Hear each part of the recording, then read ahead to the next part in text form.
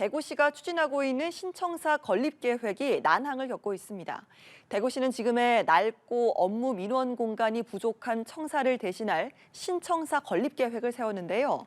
설계를 위한 예산을 대구시의회가 전액 삭감하면서 논란이 일고 있습니다. 현장에 나가 있는 취재기자 연결해서 자세한 내용 들어보겠습니다. 정지훈 기자. 네, 대구시 의회에 나와 있습니다.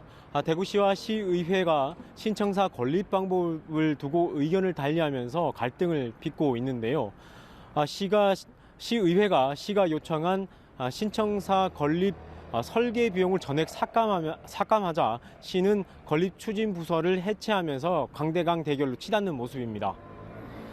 시의회는 지난 15일 내년 예산안 심의 의결을 위한 본회의에서 대구시가 신청사 설계 예산으로 올린 130억 원을 전액 삭감해 가결했습니다.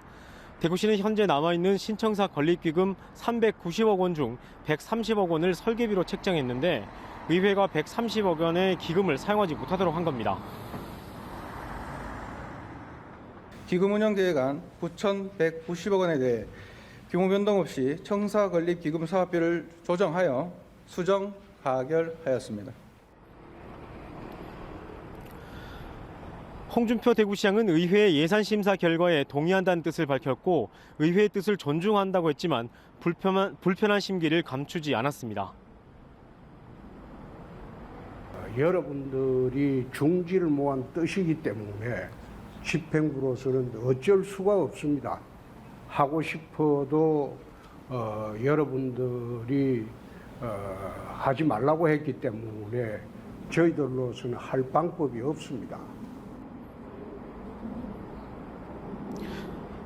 이후 홍 시장이 신청사 건립추진부서 직원 9명을 모두 다른 부서로 전복키로 했습니다.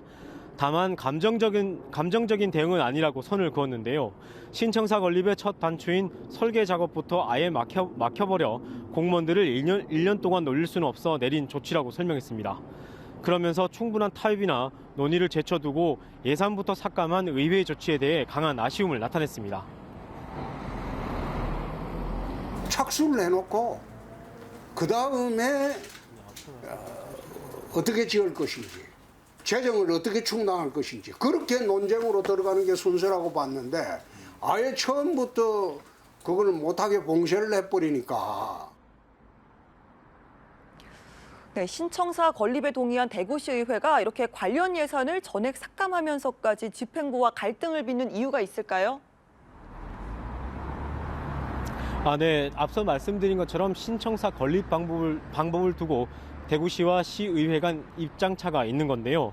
대구시는 신청사 부지 일부를 매각해 신청사 건립 자금을 마련한다는 계획입니다. 문제는 부지 매각 규모인데요. 홍 시장은 대구시의 재정 상태를 감안해 부족한 재원을 부지 매각으로 충당하겠다는 계획을 세웠습니다. 신청사 부지 15만 8천 제곱미터 가운데 9만 제곱미터를 매각해 건립 자금 대부분을 마련하고 남은 일부를 시 부채 상환에 쓴다는 계획입니다. 하지만 달서구 지역 국회의원을 비롯한 일부 시의원들이 반대의 뜻을 나타냈습니다. 국민의힘 김용판 의원은 일부인 3만 3천 제곱미터만 팔아서 건립 비용을 확보하고 부채를 갚는 건 다음에 추진해야 한다고 주장했습니다.